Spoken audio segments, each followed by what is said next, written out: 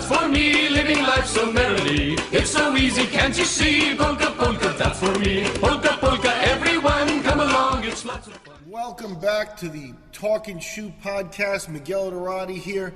And I'm going to pick a hot button topic. We've been concentrating a lot on classic boxing, and I want to move over to MMA and to the recent Nevada regulations that they've announced where they'll be enforcing steroid abuse, and they've announced new fines and suspensions.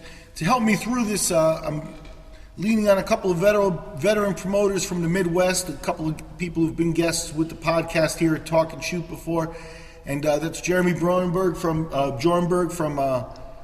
the Sterling Entertainment Group up in Minnesota, and I've got frequent guest here, Mike Davis from the United Combat League in the Chicago area. Are we still calling me a guest at this point? You know, I mean, I've done about 4 or 5 of these without you,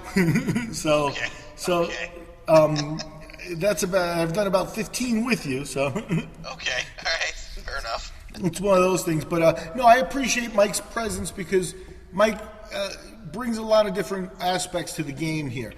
He's a promoter, he's a matchmaker, he's worked with boxing as well as MMA, and he really knows a lot about both sports. So he's always a good presence to have. And I've learned to lean on Jeremy because Jeremy's a real professional up in Minnesota representing fighters, and he also runs the gamut across sports of MMA and boxing with his management company. So they always bring an interesting perspective. Now, what we're going to talk about here is the Nevada regulations that were just announced. Let me go ahead and introduce Mike, and Mike spoke. I think Jeremy, you there? Yes, I am. Fantastic. Great to have you aboard here. I'm going to read through the regulations one by one, and we can go ahead and talk about them and see what kind of where the discussion goes. The first regulation that they've announced is that if you're trying to avoid the testing or avoid the detection of through using adulterants or things that'll change your blood results, or maybe even like Vanderlei Silva running away. I like that they actually have to mention that you may not supply a sample of non-human origin, and it's funny because that's actually happened. The Kevin Randleman rule. Yeah, the Kevin Randleman rule. It's happened in the past. The guy submits dog piss or something, or piss from a cadaver. So crazy stuff here. But the fines here, this went up. Your first offense, you're going to be banned for 4 years. So you really do got to think about it. If you fight, that is. There's supposed to going to be going on some pre-fight drug testing. So if you fight, they're going to fine you your purse. I guess if you don't fight, no money gets exchanged there. But 4-year suspension, that's a massive suspension for trying to avoid the test. Huge. And if you get through the 4 years and you return and you do it again, you're gone for life. So they're being real strict on that. I think in the general sense for the sport, it is a good spot to be strict. You want to be able to enforce the testing. We'll get into the problems with it here as the conversation goes on. Any comments, Jeremy? I think 4 years is honestly too much. I don't know the exact specifics of how often guys take supplements and it ends up testing positive or has not necessarily tested positive steroids but masking agents. I know a lot of times they're in it. 4 years seems pretty strict to me. It ruins your career. You might as well quit fighting at that point. So I think that's a little strict. I would guess that's a lot stricter than the NFL policies, the NHL policies. I mean, I don't see it really. I see it being way too extreme. Second strike, I can see that. I agree. Well, that is the second strike. The first strike is 3 years. No. First offense is 4 years. No, you're right. Yeah. Here's like any other sport, you're sitting at least a year, on the first offense, and I don't know. I mean, Jeremy, as you had said, like. The go-to excuse whenever somebody gets popped for steroids is, hey, well, I took this supplement and this is what happened and it's not my fault. And 9 times out of 10, everyone knows that's BS. They're just trying to do like a little PR thing and trying to save a little face. But at the end of the day, that does happen. It's not often, but it happens. I mean, and if you Google search it, there's actually, there's documented proof that there are supplements out there that were later banned by the FDA that turn out to have like an anabolic steroid in them.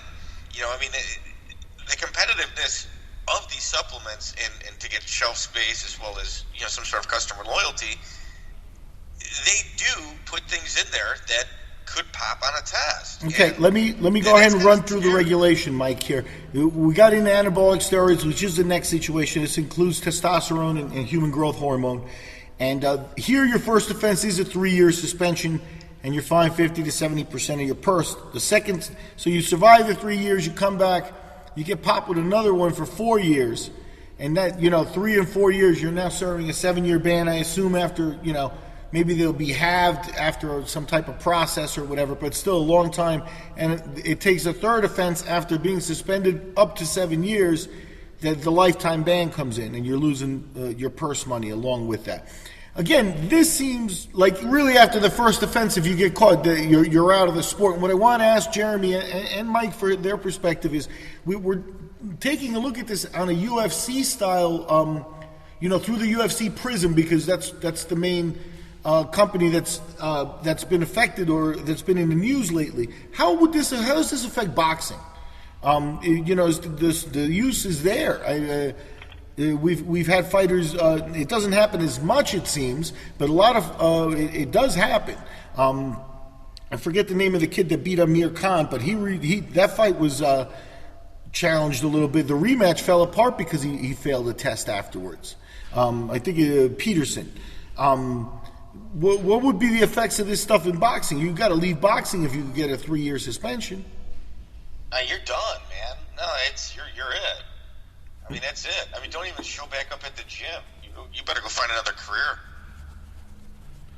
Yeah, and I think that just 3-4 years is just way too long. It's even if a guy is rampantly using steroids, like probably Mike Davis is. I mean, have you seen this guy's build lately?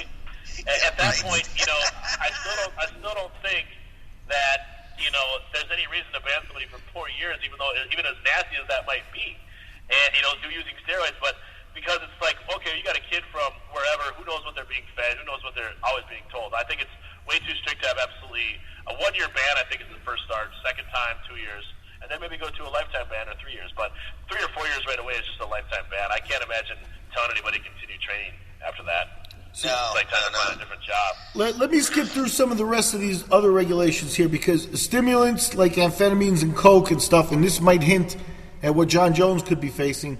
And diuretics seem to have more or less the same offenses, which is your first offense is 2 years. And this is, diuretics, it's like 2 years. The second offense after that, 3 years. And then the third offense, a lifetime ban. Again, a big chunk of your purse, up to 50%. The lifetime ban, you lose the 100% of the purse if the fight goes down. So, again, this to me, then there's a section for like muscle relaxants and sleep aids and other types of stuff, including cannabis, and they give you 4 shots at it, and by the 4th time, that goes from 18 months to 24 months to 36 months, and then by the 4th time, you're banned. So Nick Diaz... but look at it. I mean, they're doing 18 months for weed. Let me tell you what this is.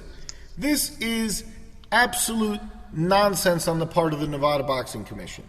All they've done is really take the existing numbers and, put them on steroids. Let's make it a 4-year ban. People will stop doing it for 4 years. No, people don't want to lose their career for a year. People don't want to take a year off for this stuff, but they do it anyway, and they're going to keep doing it. This stuff I don't think really is going to prevent that. The other part of it is it covers their own butt, because they do generate the money. Just on the money off of the Mayweather-Pacquiao fight that they collected, they can run these tests for their fights in that state. How do you enforce this across the board? You can't do that. All they've done is make a recommendation to the other boxing commissions. Hey, these are the guidelines we're going to set and follow. Why don't you do the same? All of the commissions can say, hey, yeah, I'm going to do it.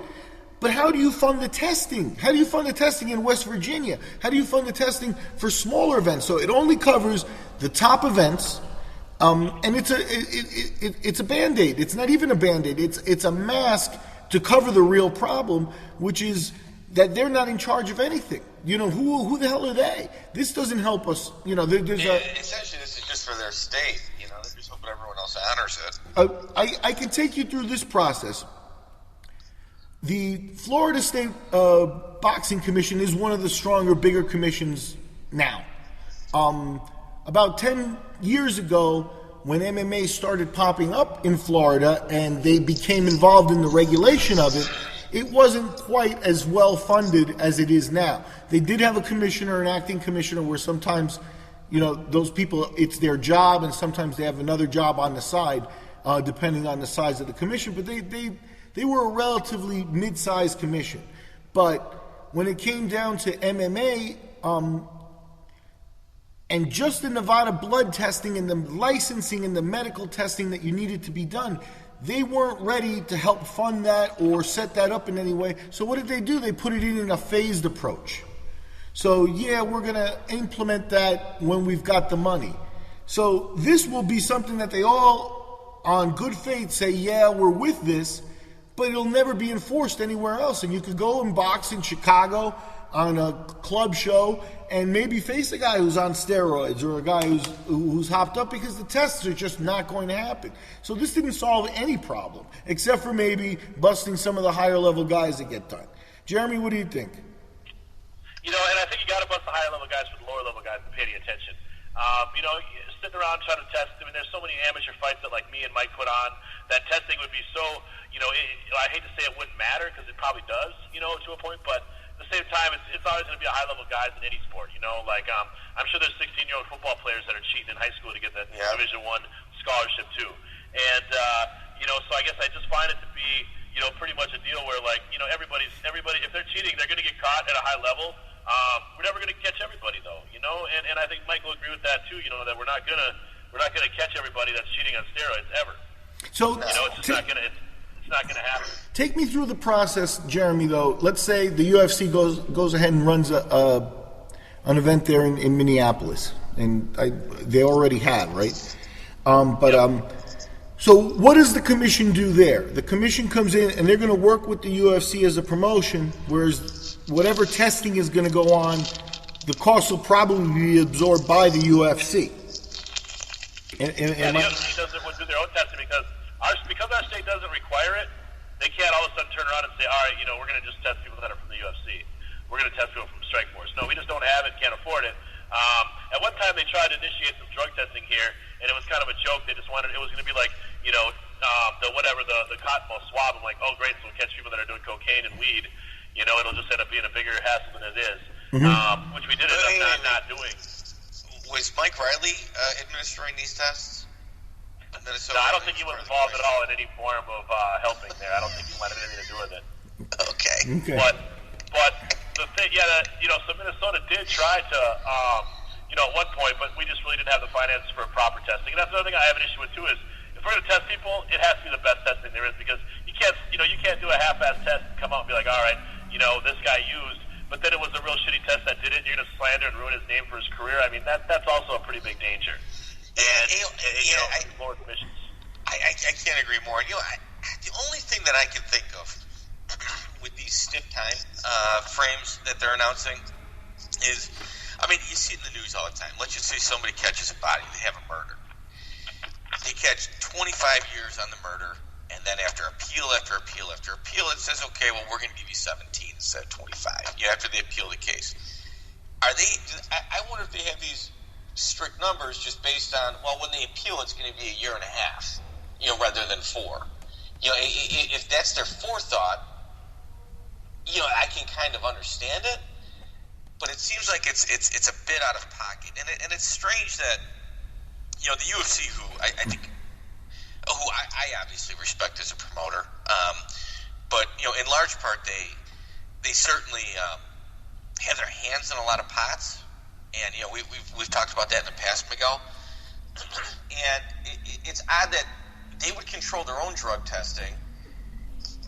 Initially, it was, hey, we're not going to go any place that doesn't have a commissioned body. Well, when the UFC blew up, they're in Brazil now. They're in several different countries that clearly don't have a commission or are capable of having it. So they instilled their own commission, and then they popped a few guys on drug tests, Stephen Bonner being one of them, in a commissioned state that they did themselves. And it's like, I know they had kind of like a misdealings with one of the fighters where it wasn't done properly, and the testing facility wasn't really capable of handling the tests. I'm not even going to say the fighter's name because he was proven innocent in the situation. Well, then there's the whole Kung Lee thing where they said he tested I didn't want to positive. say it. Oh, okay. That's. I'd hate to even put a guy's name in my mouth who was proven innocent of something that he didn't do. And the thing is, it's like, all right, they kind of dropped the ball there. It was a little more than they could handle. And now what? Like 3-4 months later, maybe 5 months later, now Nevada's coming out with these hard tests.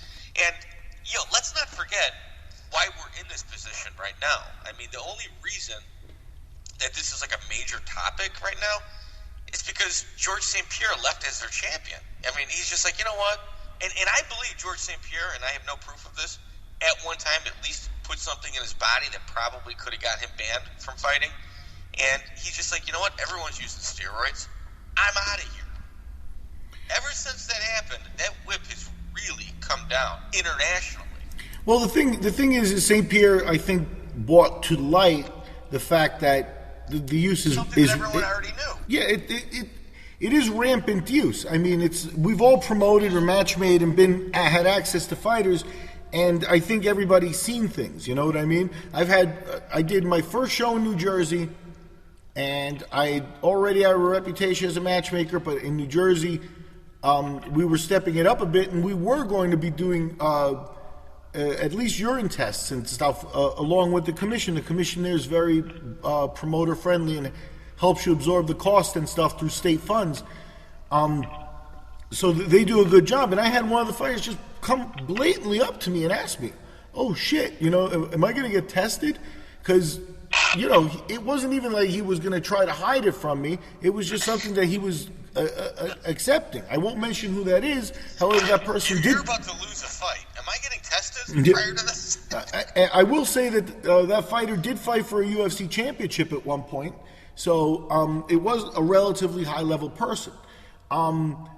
So it just goes to show that it's rampant, and some of the guys are worrying about it because they don't want to face guys that are using that advantage, especially at a peak situation. It's different if you're going, to Mexico and you're spending $300 and trying to spread that out and, maybe get a little stronger and stuff, as opposed to you've got, like a doctor and a cycle and the funds to really do this and hide it well, which some people do at this point. It touches another subject here. Is let's say, for example, the UFC just did their show in Poland. And Poland is a hotbed for MMA. There's a lot of talent there. There has been for a long time. And they have a local show there called the KSW, which is run more than 30 shows at this point, and is kind of an international show at this point, or at least a big regional show. Their production value is amazing. Yeah, it's where Pujanowski fights. Well, and that he's the name I was going to bring up. Yeah. He's steroid-free. Yeah, I mean, this guy was the strongest man in the world before becoming an MMA fighter. He's not a great MMA fighter, so I think the UFC can always say, we're not going to sign him. But let's say that this guy really was a talent and a promise. What does Poland think about steroids? Because, man, that's a different culture. That's a different culture of competition, athleticism. They had a lot of influences in science and in medicine from Russia and stuff, where I just think the culture is different. Those people are going to be potentially at a higher risk. How do you sign talent from foreign countries? Do you have to test them before signing them now? I'm interested in that whole process and how you not get it right. Yeah, the thing about strongman is, I remember as a kid, one of my buddies was heavily involved in that. And I look at him, I go, why are these things being held in Angola, Botswana, and all these other crazy countries that obviously don't have the fanfare that means to gather 2,000-3,000 people to even watch something like that? And he's just like, yeah, there's no steroid testing there. I'm like, oh, okay. And which makes sense. I mean, it's going to be the same. And I think the fact is we got to realize too is that with modern steroids, I don't think this ever. I don't even believe that steroid testing is 100% much, anyways. I mean, look at some of these new drugs, and these guys that are constantly spending millions of dollars to come out with new ones that can not be detected. Yeah. I mean, dude, all you got to do is look at the Olympics. I mean, that's the strictest steroid testing panel around, and they're forced to store their athletes' urine for 5, 6, 7 years in order to test it again at a later date. based on that. They know that there's, government-funded scientists that are sitting there trying to figure out how to beat the test consistently. Yeah. I mean, I find it to be a situation where it is a no-win situation. The rules of, and I'm going to draw a comparison, and I don't want to piss anyone off. I'm a liberal person. I'm not big on this whole drug war either, on stuff like that. And these numbers reek of the drug war. The 3 strikes, you get busted with marijuana, a 3rd time you're going to jail for life, that kind of crap that used to go down. It just reeks of that. And now, in retrospect, even I recently saw even that Clinton named it as a mistake he made in the 90s, that 3 strikes and you're out, the really strong drug policies and the whole drug war stuff, because of the incarceration rates and because it's just something that's crazy with inflated numbers. And it was an old man's rule or a different generation's way of dealing with a problem. And that's what this reeks of. All the commission did was take the numbers and inflate them. And now what I get from Mike is maybe the 4-year ban is so that you can whittle it down to a year and a half after a long process and stuff. Then they've in effect done nothing because they could be banned for a year and a half now under the policies before. So all they've done is create a bureaucracy and a facade so that they can do a little press release and say, hey, we're doing stuff. The bottom line is they really almost need some type of other intervention. I don't know if it's government intervention or some mighty power that be or some unity or something, but the commissions are completely worthless in my book. I wouldn't say completely worthless at all because the Indiana Commission's fantastic. They are phenomenal.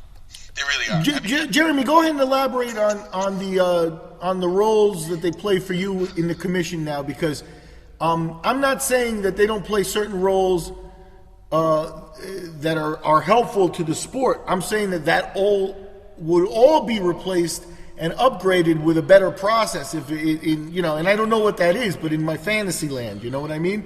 But in terms of the holes in what the commissions do, I just find them to be too grave to have 50 different commissions, et cetera, operating at the whim of egos and things like that that go down with it. But they do have their benefit, and I'm going to let you talk to those because I know that I don't want to just give them all negative lip service. Well, I think the nice thing about the commission is it brings a level of fairness to a lot of different facets of the show, and I don't believe that that I personally would probably run a pretty similar show. I'd actually probably hire the same people, but when I go to a reservation, I actually just hire a commission and bring them in. But I think a lot of the issues would be the people like that don't have any morals, like Mike Davis. Come on, Jeremy. Only imagine what he would do. Well, I think that goes both ways, though, Jeremy. Like, I remember when I did shows and I was matchmaker licensed by the Massachusetts Boxing Commission. And I got to say, they were a smaller commission, but they were really ethical in what they did. And they did help with what you're stating, which is organizing the running of the show, the judging and the refereeing and stuff. I went to Denny's with my sidekick to organize picking people up at the airport and stuff, and one of the commissioners came with us. I think he was just kind of watching us, and I offered to buy him a cup of coffee, and he turned it down. So there are good people there in certain commissions and stuff, but that's the randomness of the commissions that I'm also against, because at the same time I've been in other commission states where I get a bunch of assistant commissioners that aren't even assigned to my show coming up and hitting me up for tickets for this guy and this and it's a bureaucracy at this point. They're what little good they bring is counterbalanced with so much negative stuff, and at the highest levels it's worse because you've got guys that it's their job to be the commissioners and stuff. So this email here or this regulation that they sent out, those guys were fearing for their jobs. If they do away with the commissions or anything like that, that guy gets to take his $120,000 a year job and find another job, and it's cover your ass. I think that you do what you can in the area to a point, and I think Mike will agree with that. New Jersey has more of a you want to call it. New Jersey has more money to spend, so does New York, so does Vegas. So it's going to be a little bit different on what they can do. And Minnesota's different than Chicago and all these states, and stuff. So just do your best to combat the issue. I personally think that spending too much time worrying about steroids beat it. It's too much, and new drugs are coming out every day. Yeah, and what you get is stronger, faster. Yeah, you get. If I could counter, I think a new culture within a sport is about to kind of take off. And as Jeremy had stated earlier, he has shows on reservations. I think you're going to find an entire community, within the mixed martial arts, world develop, and that's, well, these are fighters that can only fight on Indian reservations. Are they the best in the world? Well, who knows? But they're going to build their, steroided up record here, and maybe go and test themselves against other steroided up competitors. Let's say in Japan, for example. My experience with the commission up until this point, I've dealt with, obviously, Miguel. You've hired me to even come out and deal with the commissions. My experience up until this point with commissions in general is that there's really good commissions and there's really bad commissions. There's the commissions that actually, I'm in the state of Indiana at the Hammond, in Hammond, and at the Hammond Civic Center, and the level of contact and interaction that I have with the Indiana Commission is phenomenal. It really is. They go way out of their way in order to try to make sure that that they have put their best foot forward to make things work. Whenever you're dealing with these, commissions, essentially what happens is any additional testing is on the onus of the promoter. It's up to us to pay for everything. And, the type of drug testing that is required to actually catch these athletes, the Olympic type drug panel, and testing 4 athletes would probably run both Jeremy and I, per show, would run both of us out of the business. The cost is just through the roof. It's about $3,000 to $5,000 per fighter, if I'm not mistaken. Right. So yeah, it's something only a UFC caliber show could handle on that end. But that's the other part of it is that's the game that's going on is they're passing the buck. It's like, well, the UFC's the promoter; they should pay for it. But the promoter, I don't enforce it. The rules are set by the Nevada Commission, and it's a back and forth, and nobody ever solves the problem. I know advocates. I'll name Jeff Osborne, a Midwest promoter like you guys. He would just if you want to do steroids, go ahead and do it. If you want to do it, go ahead and do it. There are benefits to it, especially if, in terms of, just that you are stronger, faster at a certain level. Maybe you can perform longer. Maybe you can train longer so that you can display other techniques and stuff. There are some benefits to it. Obviously, the health benefits, detriments are a big problem and stuff. But you accept all that. And then actually you have doctors who are helping them and regulating them and just administering to the use of them in some type of way with a little bit of supervision so that people aren't, injecting mule hormone or something. You know what I mean? But there's an argument to be made there. Therefore, all the money that goes into testing and all the money that goes into all this crazy, hiring guys to chase Vanderlei Silva with a cup of piss, trying to get it out of him and stuff like that. It's like all that crazy expense can be put towards something else, promoting the event. It's just a policing. The whole experience here is just, I think, heading in the wrong direction. I think agree. So.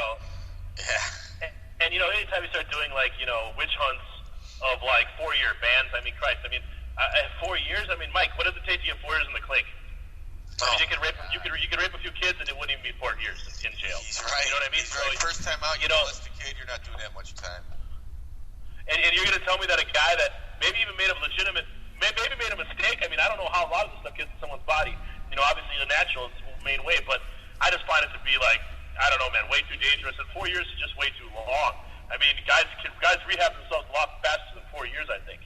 Yeah, and it's a weird thing to me too, because it's like I'm not a big believer when I hear the story. I was at this other gym and the trainer of my friend gave me a cup of drink and that drink had this stuff in it and I didn't know. Ridiculous. Bullshit. Yeah. You know what I mean? Anytime you're an athlete, you know about this stuff. Anytime somebody's giving you something to ingest, you should have your antennas up and you should know about it at least, or be worried about it. If you decided, then you've made a personal choice. You've made a choice to ingest something that you didn't know what it was and you took a risk, and you can deal with the consequences. I'm not a big believer in that, but at the same time, I think it's an excellent example that Jeremy came up with. Let's not be so extreme with, molesting kids and stuff, but I mean, there are legitimate crimes against society that you don't do 4 years, and you're taking away person's ability for income and stuff. You've also, here's another thing is the current or the previous regulations and suspensions, you rarely had anybody challenge them. I think Sonnen did, and every once in a while somebody said, hey, I didn't do it or whatever. But they always kind of served the suspension too, you know what I mean? No one cut the suspensions or anything like that. They seem to be more or less acceptable to both sides. Now, by bumping them up to 4 years, a fighter like a John Jones, if John Jones wanted to continue acting, in his career, and he had a 4-year ban, hey, lawyer, help me out with this. You got to get me out of this shit because you're in fighting. So you're opening up a situation where now what? Now your commission money, now the money they collected from Mayweather Pacquiao is going to pay lawyers. It's not going to do anything. It's going to pay litigation and lawyers, and Jones is spending money on that, and it's all that does, and it doesn't solve the problem not one bit. Yeah, on the MMA side, it also appears that, as Jeremy had mentioned, football players, basketball, hockey, whatever, they're not even taking this type of suspension time with it, and all of theirs is internal. All that testing is within the league. With this commission, it seems like, I mean, obviously, 90% of boxing falls into this category, but the top 10% certainly doesn't. But MMA, they're not even making anywhere near the level of the other sports that were mentioned, yet they're taking a harder fine and a harder suspension period than, say, a pro football player. Yeah, it doesn't seem right. The comparisons to the major league sports of NFL and NBA are just, it's nowhere near a good comparison. Again, the NBA, for the long and short of it, the average player makes $1 million. I think actually $1 million is the minimum salary at this point. And $1 million is not what it used to be, but you could at least live. Now, translate that into 2 fights in a year where you made even 80K, 80 and 80, you made 160, you made 160,000 for the 2 fights. And let's say you're a tenured guy, so you got 15K and 15K additional from Reebok, right? That's the way that works. So now you got about $200,000 a year. Now take on that taxes, take on that your percentage for your trainer, your manager, this, that, the other, expenses such as at least supplements, buying wraps and gloves and things. At the end of the day, you have not made a lot of money to raise a family in modern America. I agree. You can't live on $100,000 a year in New York City anymore. No, I agree. So to take out 4 years, of their best drawing years to make income of an athlete who has a short lifespan, they're gonna challenge that, and they'll probably come out on the athlete's side on that, which makes the regulations that they announced even more irrelevant. There is I'm not trying to throw anybody or anyone under the bus, but there are fight teams out there that travel with their own doctors. Oh yeah. And it's like, and I get it. I'm just wondering who the example is going to be. They're going to make an example out of someone, and there's a lot of bitter old MMA guys out there right now. You're about to see, that demographic reaching to a much younger age range of bitter people that can no longer fight. 2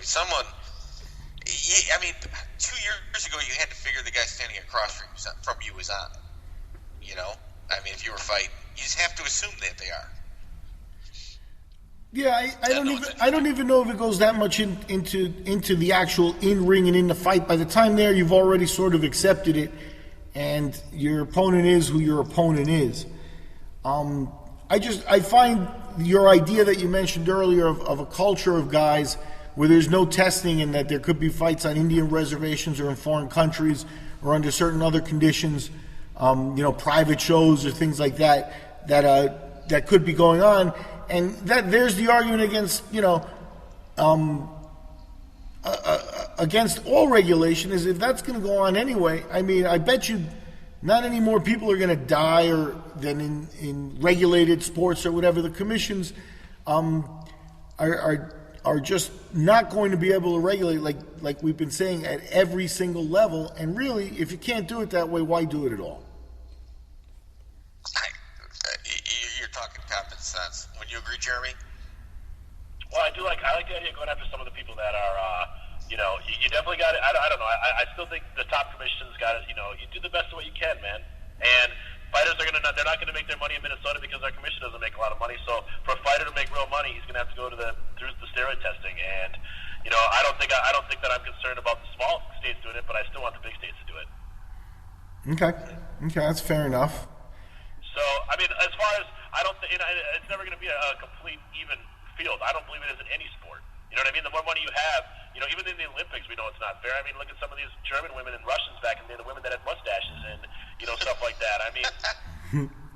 No, but they had government funding, and that's always been, in American boxing and stuff, especially now that we're in a downtime on our amateurs, that's the argument. It's like we're facing guys that have government sponsorship and money, and, we got to struggle day to day. So, it all comes down to money at some point.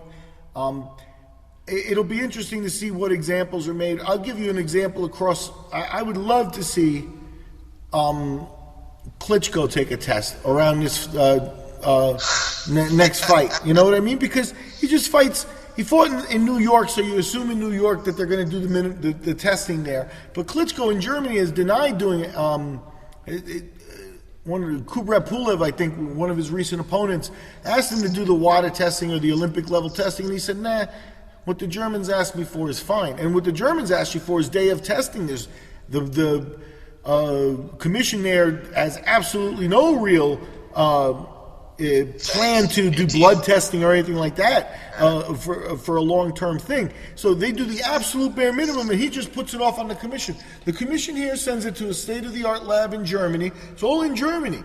And he's there making money for Germans in Germany. You tell me after 10 years that there's not a wear-you-down effect of people in the commission, people at the medical lab, people all that, just kind of lackadaisical after a while? You know what?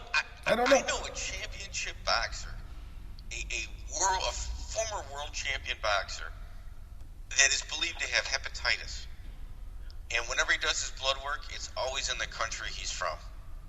And it's like whenever he refuses to take any blood work, outside of the country in regards to that type of test, but he'll only get his hep test done in the country he's from. Yeah, I mean, there are a million. Look at Barrera, the boxer. He had a metal plate in his head. It didn't even come to light until after he had like 35 pro fights. Well, go ahead, Jamie. What about Edwin Valero? Remember him? Yeah. 29-0 with 29 knockouts, and then they found that he came to Vegas to fight, and they found they had a hole in his head. Jesus. Well, here we go. Now, back to my original question. Now, Jeremy, you're sitting in a really good position right now. Do you think there's going to be a big run on these Indian reservations? Do you think there's the next, company to come and try to, make a run, at the big pay-per-view scale? Do you think they're going to ante up money and say, well, you know what? As long as we stay on these Indian reservations, we can get all these guys back in the 90s, the highest level of boxing, when boxing peaked, in my opinion, in the heavyweight division. All those guys were juiced up prior to them getting tested. If you had an organization that didn't have any governing body and you can let the fighters do whatever it is they wanted, I mean, you can have amazing fights. You can have guys that look the part, and they can do whatever it is they wanted. Okay, suspend me. I'm just going to keep fighting on Indian reservations and actually making a decent living. Yeah, I can see something like that happening. I think the one thing we have here is our Indian reservations, Native American reservations, they all have their own governing bodies now and follow, to their best the rules. If not, like Mystic Lake, one of the places I do, they just allow the Minnesota State to come in and govern it. So a lot of the reservations are wise in the game of they don't really want to be known for being uncommissioned. Now, there's some small tribes that don't know or don't care and don't put time into it. But for the majority, I think everyone kind of most of the tribes that can spend money nowadays, that can afford to, they worry about their own liabilities, and enough people like Jim Erickson go in, and he used to run the commission up here at Grand Casino Hinkley, but now he runs the Texas Commission, and he's a very knowledgeable Native American reservation expert. He would be a good person to have on the show sometime if you ever want to talk about commissions, because he is the premier guy in the country. He's the IBI, he's the what do you call it, the ABC, one of the ABC Midwest president or something. So he's very high up, and he would be a good one to have on because he understands a lot of this. But he goes around and educates a lot of these tribes on, hey, you don't want to do this, you don't want to do that. It works out very nice. Right. A lot of tribes have jumped on and gotten commissions, and I do feel good and strong that we need a commission because there's such scum out there. There's guys like me and Mike could probably run our shows pretty similar, and honestly, we'd probably run it a little cheaper and more efficient without a commission, in my opinion. But both of us have done a lot of have morals in the business. We know that our competition wouldn't. You know what I mean? So, it would just be free judges with our competition and their buddies and stuff like that. And whatever referee will do it for a couple of years after the show. To a point, there does have to be some accountability at all levels. I agree. There's a couple of things. Go ahead, Mike. There's very few people in this industry that I kind of look at, step on, and have conversations with that are at a level to where it's just brutal honesty, to where my doors are completely open. Jeremy certainly is one of them. He's one of the best guys that I've worked with in the entire Midwest, and he had a situation happen on one of his shows that also happened here in Illinois, where either a fighter got really hurt bad, and when something like that happens, your doors are completely open. Like it's, hey, dude, we're going to do a walkthrough on your house, without you being prepared for it, and we're going to see what's in every single drawer, underneath your bed, and in your cabinets. And when something like that goes down, there's no place to hide. And the show in Illinois that had happened where a guy got paralyzed, they didn't have an ambulance there. They didn't have insurance. I mean, it was horrible what you actually found out about, like, these people that everyone had a perception of who they were, and great guys, great promoter. And then when their doors got open, you kind of got to see what was behind the curtain. Now, when that happened to Jeremy, and Jeremy, and I hope you don't mind if I'm talking about this, he had higher than a minimum standard of insurance. He posted about it, talked about it publicly, was dealing daily with the family, and since that's happened, the person that was involved in it works with them. It's just, but there's not many people out there like Jeremy. There's not many people out there doing it, and because of that, you need a commission. Yeah. It's just, it seems like it's a very difficult thing to apply across all of these states, and we both understand that. But I think I think they need to be a little more picky on who they allow to even have a promoter's license, rather than essentially trying to figure out what they can and can't do in regards to these fighters and taking 4 years away from them. And I mean, look at all these dude, I could go on and on about what the commission needs to do, but at the end of the day, it's never across the board. See, the things you mentioned in terms of the things you mentioned in terms of the level that they bring, that they allow, for the eliminate, like for example, if there's an injury and stuff, the commission isn't going to allow a show to go on without the ambulance there, without the medical care there, without the insurance there. So it does help you mind your P's and Q's. And there's some things I also, when my promoters, I was a matchmaker in the sense of the word, but my promoters were always held to that standard. I always, made sure that we had that level of coverage with the people in charge so that we could act that way. And you're right, other promoters just simply didn't even care about that stuff, and it never happened.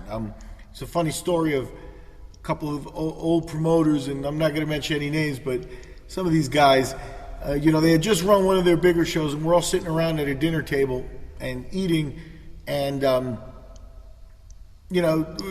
check comes, and the promoters of the show, they're kind of like looking around. They're like, they don't have a dime to friggin' pay for the meal here, and I actually had to pop out the old credit card and take the expense there. So it's like some of the promoters do run it like like a joke, where they're running a huge amount of risk, and they don't have any of the money or anything to cover it or back it up. No. So that's a huge They're risk. at home with their parents.